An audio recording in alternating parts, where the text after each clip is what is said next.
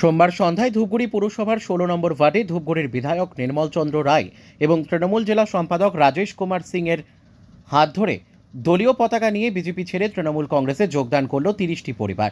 এদিন ১৬ নম্বর ওয়ার্ডের রায়পাড়াতে একটি যোগদান কর্মসূচির আয়োজন করেছিল তৃণমূল কংগ্রেস।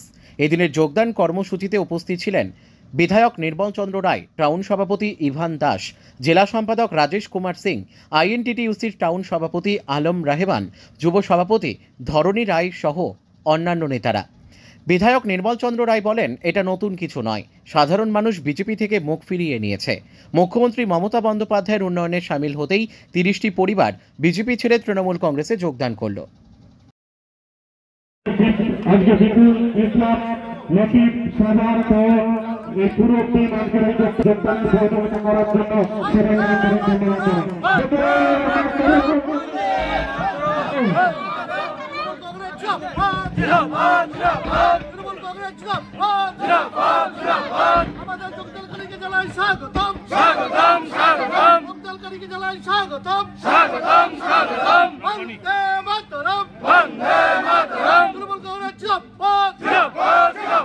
बीजेपी हटाओ, देश बचाओ, बीजेपी हटाओ, देश बचाओ, बीजेपी हटाओ, देश बचाओ, वंदे मातरम, আগত বিজেপি তৃণমূল কংগ্রেস জানাচ্ছে স্বাগতম, স্বাগতম, স্বাগতম, স্বাগতম, স্বাগতম, স্বাগতম, স্বাগতম, वंदे मातरम, वंदे मातरम, তৃণমূল কংগ্রেস জিন্দাবাদ, মমতা ব্যানার্জি জিন্দাবাদ, অভিষেক ব্যানার্জি জিন্দাবাদ।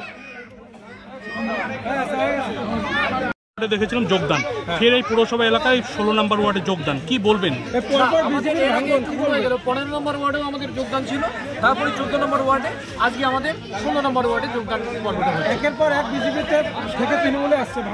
মানুষ বুঝতে পেরেছে যে তৃণমূল কংগ্রেসের কে হাত ধরেই উন্নয়নটা করতে হবে, বাংলার উন্নয়ন তৃণমূল কংগ্রেসের হাত ধরেই হবে, ভবিষ্যতের উন্নয়নটা তাই হবে। মানুষ সেটা উপলব্ধি করেছে এবং তারা স্বইচ্ছায় তারা তৃণমূল কংগ্রেসের ১৬ নম্বর ওয়ার্ডে কতজন যোগদান করলেন আজকে? এখানে শতাধিক মানুষ যোগদান। কি বিজেপি করতো? হ্যাঁ, বিজেপি থেকে বিজেপি কিছু সিপিএম। কি বলবেন?